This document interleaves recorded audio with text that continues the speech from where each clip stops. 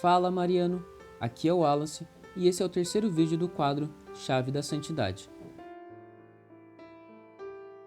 Hoje o vídeo vai ser um pouquinho diferente, porque a gente vai fazer um Draw My Life. Só que não da minha vida, porque no caso eu não sou santo ainda. Um dia aí, se Deus quiser, e eu cooperar também, porque tá difícil, a gente vai falar de São Tomás de Aquino. Mas antes de mais nada, não se esquece de deixar o like, se inscrever no canal, ativar o sininho para poder conferir os próximos vídeos que saírem aqui no canal e tudo mais. Então, agora sim, vamos que vamos. São Tomás de Aquino, juntamente com Santo Agostinho, formam assim meio que a grande dupla dinâmica da nossa igreja na Idade Média. Os dois grandes nomes da filosofia cristã medieval que moldaram muito do pensamento ocidental, do mundo inteiro, e não só o pensamento da igreja. E a gente tem um vídeo já de Santo Agostinho, então se você ainda não assistiu, confere aí, porque realmente está bem legal. Mas, para entender como que São Tomás de Aquino se tornou esse grande nome, a gente precisa voltar um pouco no tempo. Mais especificamente, 795 anos.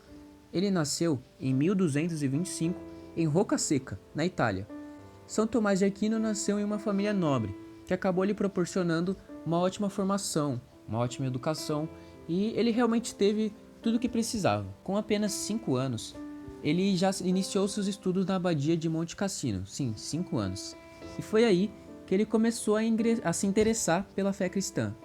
Então, basicamente, enquanto eu comia terra com 5 anos, ele já estava se encaminhando para se tornar santo. Depois, aos 19 anos, ele ingressou na Ordem dos Dominicanos, que é uma ordem mendicante, que basicamente vive de esmolas e se interessa basicamente em viver com pobreza e humildade.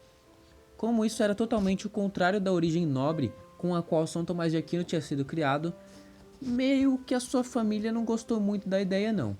E eles realmente chegaram ao absurdo de prendê-lo por um tempo nos seus castelos para tentar fazer com que ele desistisse da sua verdadeira vocação. Obviamente isso não funcionou. A gente sabe como é que termina essa história, né? São Tomás de Aquino realmente queria viver para estudar e propagar o cristianismo. Pouco tempo depois, São Tomás de Aquino vai estudar em Paris, que na época era realmente o grande centro de estudos teológicos. Foi lá que ele foi orientado por Alberto Magno, que se interessou muito com a inteligência do rapaz. Vale citar que Alberto Magno também se tornou santo. Então a gente vê que já vai se formando uma panelinha aí, né? E foi a partir desse momento dele em Paris que ele começou a elaborar sua própria concepção de teologia e filosofia.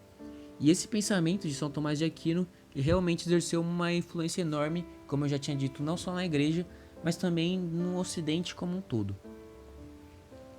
São Tomás de Aquino foi o autor da Suma Teológica, que é uma das bases da dogmática do catolicismo e considerada a maior obra de toda uma metodologia de pensamento do catolicismo, que é a escolástica.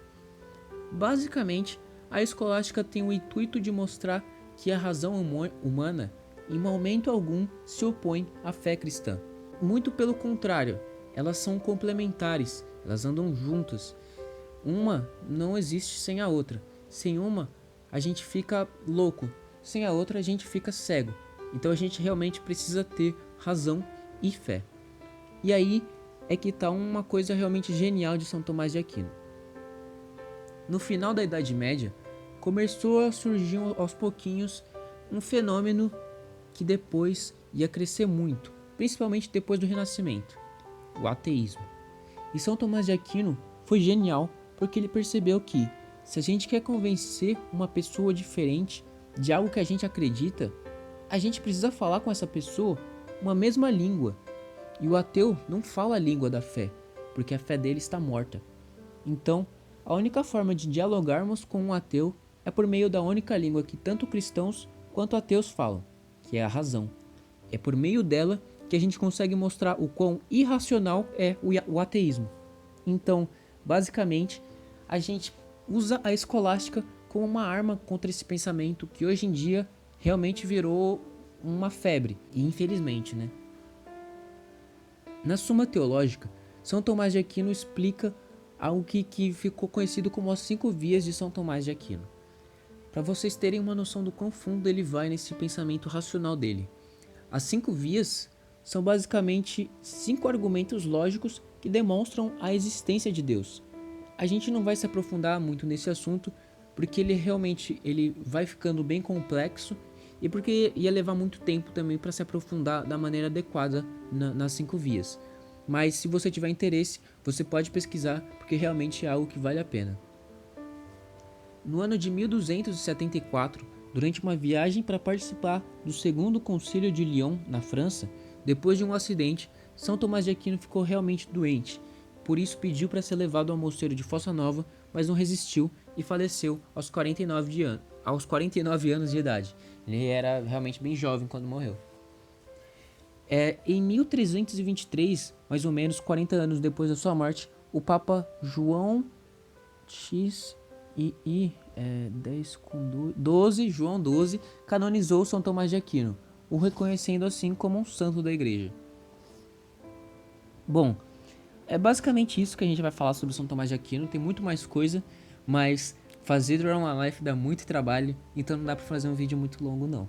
Então, se você gostou do vídeo, já sabe, deixa o seu gostei, compartilha o vídeo, deixa o seu comentário aí dos assuntos que você quer que a gente aborde aqui no canal, acessa as nossas redes sociais, enfim, faz tudo o que tiver que fazer.